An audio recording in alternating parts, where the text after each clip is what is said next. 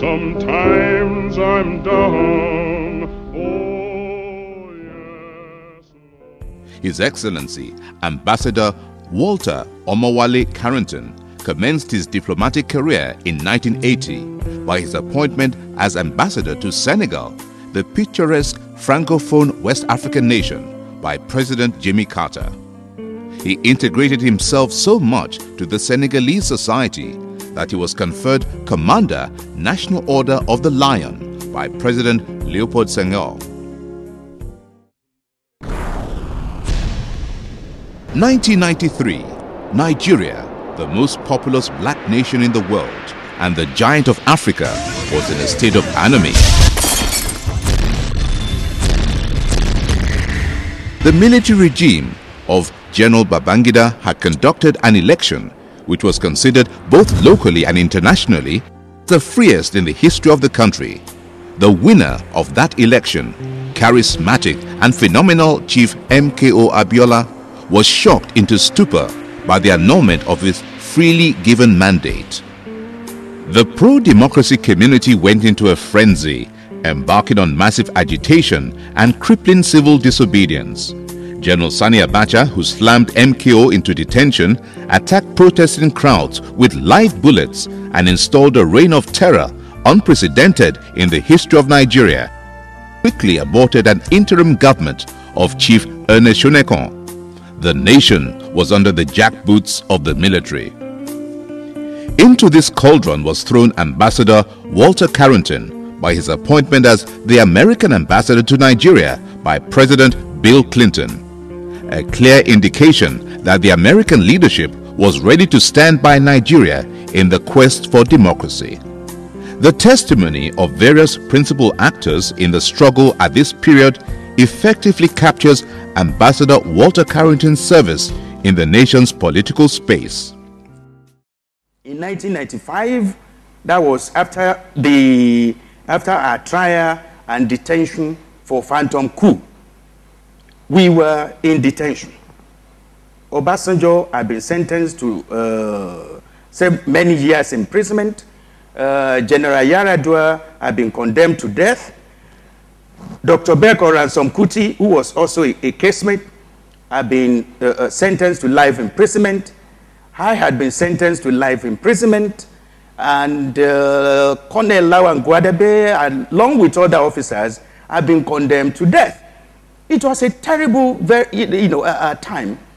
That was the moment we persuaded General Olusegun Obasanjo to write a letter that we would distribute to people outside, at least for them to know what had happened to us.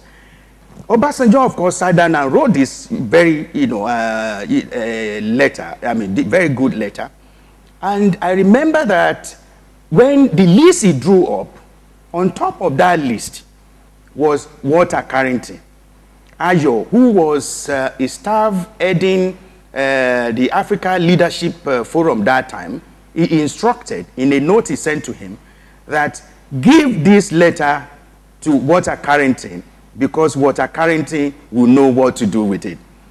The second person on that list was Papa Adekunle Ajasin. Said, give this letter to Papa Adekunle Ajasin because he will know what to do with it. And quite a number of other people like that. But the only ambassador to whom that letter was sent was Walter Carrington. If Walter Carrington was not important, if he did not have the integrity, if he was not trusted as someone who could make the best use of that information of that letter, the letter would not have been sent to him.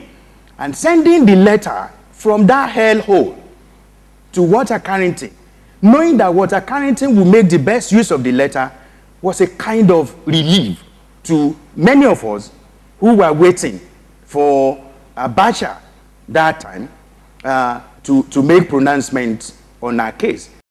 The impression I think I have, or maybe the human rights community would have of him, is that he was one of the great champions of the span of silence which the diplomatic community was enveloped in. They were so scared, terrified of Abacha. But I was there when on July 4, I don't remember the year, the American Independence Day, it was a lambast. I think then the American government was even worried that he would be declared persona non grata. So I think Carrington, with his strong speech, gave us the fillip, us in Nigeria, to speak out. That I think was the greatest achievement. That then led to human rights groups engaging, and soon after Abacha's decline started. So if you identify and analyze his tenure here in the context of his development in America, you will understand why Carrington had to be so daring, and why he had to confront the monstrous military dictator, junta, at that time. No other ambassador could have done that job much more effectively than Carrington while he was there. It took a risk, or a lot of risks, even though he enjoyed immunity, for which reason he could neither be arrested nor detained. But the regime subjected him to horrendous harassment and psychological warfare. In the government media, it was, and as far as the junta was concerned, the Abacha junta, Carrington was a persona non grata. But he couldn't be deported because the Americans wanted him here. A good man. He is a good man. Good man in the sense that he will not keep quiet in the face of evil, as I've said earlier.